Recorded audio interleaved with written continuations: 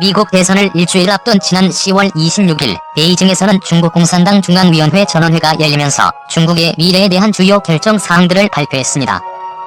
이날 회의에서는 통치 시스템부터 경제 정책 등 다양한 분야에 대한 논의와 결정이 이루어졌지만 주목할 만한 것은 중국의 패권 선언이었습니다.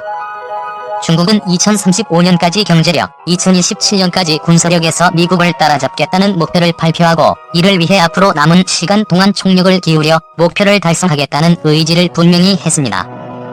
최근 수년간 고위급 관료가 공식 석상에서 중국은 패권을 추구하지 않으며 미국에 도전하지 않는다는 공식 입장을 폐기하고 이제 본격적으로 미국과 한판 붙어보겠다는 발톱을 드러낸 것입니다.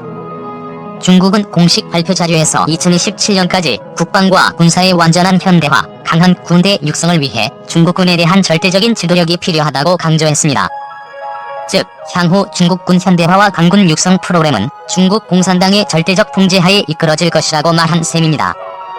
하지만 강력한 통제 아래에 있을수록 군사력 건설이나 운용에 있어 비전문가 집단이 과도하게 개입했을 때 성공한 사례가 역사적으로 많지 않다는 것을 중국은 간과했습니다. 제2차 세계대전 당시 군사적으로는 절대 전문가가 될 수 없었던 독일과 소련의 비전문가 집단의 비효율적 군사력 건설과 운용 때문에 양국군은 상당한 손실과 고통을 겪어야 했습니다. 이러한 나라에서 군의 전문성은 비전문가들의 지침 앞에 묻히기 일쑤였습니다.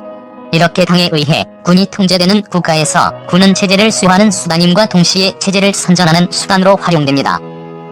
그런데 군에 대해 잘 모르는 당이 군을 소재로 체제 선전을 하다보면 헛발질을 하며 자신들의 취약점을 드러내기 마련인데 요즘 한창 군 선전에 열을 올리고 있는 중국군이 여기에 속할 것입니다. 지난 11월 8일 중국 관영환구시보의 영문판인 글로벌 타임즈, 중국 최대의 군사 전문 사이트 중 하나인 신랑군 사망 등의 메인에는 일제히 중국 공군 전투기 부대를 선정하는 기사가 게재됐습니다. 해당 기사는 중국군이 운영하는 선전 매체 해방군보와 중국 관영 CCTV가 합작으로 만들어낸 홍보용으로 중국군 전투기가 사상 최장 연속 비행 기록을 세웠다는 내용을 실었습니다. 매체들은 인민해방군의 일부 전투기 부대가 남중국해에서 10시간 연속 비행 기록을 세웠다고 보도했습니다. 해당 매체들은 종래 1회 최장 연속 비행 기록은 8시간 30분이었지만 이번 비행에는 공중급유를 받으며 인민해방군 공군 창설 이래 최장 기록인 10시간을 세웠다고 소식을 전했습니다. 일부 매체는 중국의 기록이 세계 신기록이라며 이는 이번 비행에 동원된 전투기의 연료 탑재량과 공중급유 능력 등 탁월한 성능 덕분이라고 밝혔습니다. 중국 매체는 해당 비행에 동원된 기체가 남부전구 소속 모항공여단이라고만 밝혔을 뿐 기종이 무엇인지 어디에서 어떤 기종으로부터 공중급유를 받았는지 공개하지 않았습니다. 심지어 기체 번호와 부대 단대호까지 가리면서 내용을 철저히 숨겼습니다. 중국은 중국 공군 창설 이래 기념비적인 기록을 세운 이번 비행을 선전하고는 싶었지만 어떤 기종이 기록을 세웠는지는 감추고 싶었던 모양입니다. 더욱 놀라운 점은 이번에 기록을 세운 기체는 메이드 인 차이나가 아닌 것으로 추측이 되면서 충격을 주고 있습니다. CCTV가 공개한 영상 속에 등장한 전투기는 플랭커 계열의 대형 복적 기체로 중국 공군에는 이런 기종이 러시아에서 직수입한 수 30MKK와 이를 복제한 J-16 두 가지가 존재합니다. 해당 영상을 확대해보면 해당 전투기는 중국제 WS-12 엔진이 아니라 러시아제 엔진을 달고 있는데 이는 이 전투기가 수-30MKK 기종이라는 것을 의미합니다. 남부 전구에서 남중국해와 가장 가깝고 남중국해 초기의 임무를 담당하면서 수-30MKK 전투기를 운영하는 부대는 하나뿐인데 이것이 중국이 기록을 세운 전투기가 어떤 기종이고 어떤 부대였는지를 감춘 이유였습니다. 중국제 짝퉁으로 세우지 못한 기록을 러시아제 오리지널 전투기로 세운 상황이기 때문입니다. 남중국 해를 관장하는 난닝기지 산하에는 쌍발 대형 전투기를 운영하는 항공여단이 2개가 있고 이들 부대는 지근거리에 붙어서 주둔하고 있습니다. 하나는 이번에 장거리 비행에 동원된 제6 항공여단 수-30MKK 기종이고 다른 하나는 수-30MKK의 복제판인 J-16을 운영하는 J-16 항공여단입니다. 수-30MKK와 J-16은 사실상 동형 기체지만 결정적인 차이가 있습니다.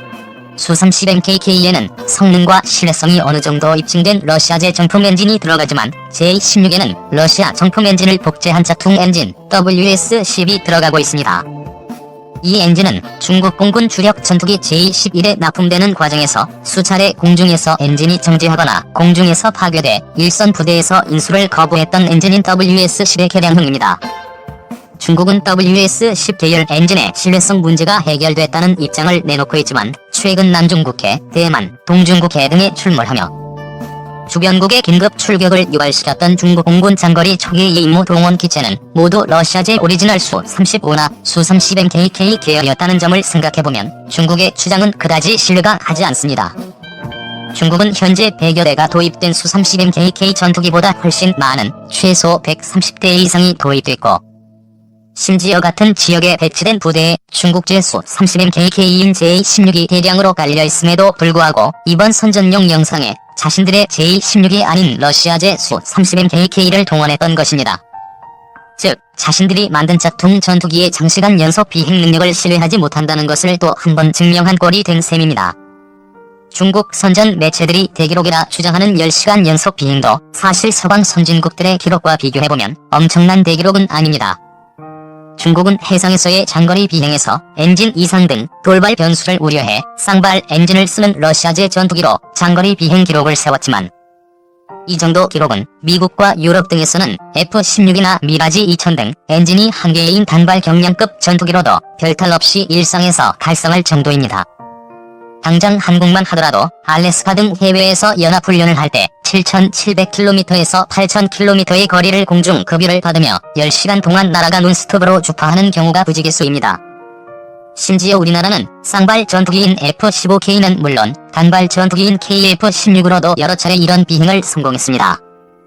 중국은 수-30MKK라는 복잡기를 이용해 2명의 조종사가 번갈아가며 기체를 조종하는 방식으로 10시간 비행 기록을 세웠지만 장거리 해외 전개가 일상인 미국은 복잡기는 물론 1인승 기체로 11시간 이상 비행해 대서양을 논스톱으로 횡단하는 일이 빈번할 정도입니다. 중국이 홍보자료에서 모자이크 처리한 공중급유기 역시 주목할 점이 있는데 미국은 공중급유 전용 항공기를 700대 이상 운영하고 있고 이마저도 모자라 민간 업체의 공중급유기까지 서비스 계약을 체결해 사용하고 있습니다. 그러나 중국의 공중급유 전력은 러시아에서 도입한 IL-78-3대 그리고 H-6 폭격기의 보조 연료 탱크를 달아 전투기의 급유가 가능하도록 개조한 간이형 급유기 단 10대 뿐입니다. 전용 공중급유기가 부족해 구식 폭격기를 개조해 만든 30년 넘은 공중급유기를 홍보 자료에서 보여주고 싶지 않았던 모양입니다. 요컨대 중국은 자신들도 대형 전투기를 이용해 수천 킬로미터 떨어진 곳까지 진출해 작전할 수 있다는 것을 과시하기 위해 이번 행사를 준비했을 것입니다. 그러나 이 이벤트를 준비한 중국의 홍보 담당자는 자신들에게는 대단한 기록인 이런 장거리 연속 비행이 미국과 한국을 비롯한 군사강국에게는 일성이라는 사실을 몰랐을 것입니다. 결과적으로 중국은 이번 선전을 통해 중국 공군의 장거리 연속 비행 능력이 얼마나 낮은 수준에 머물러 있는지를 스스로 증명해 보인 꼴이 돼버렸습니다.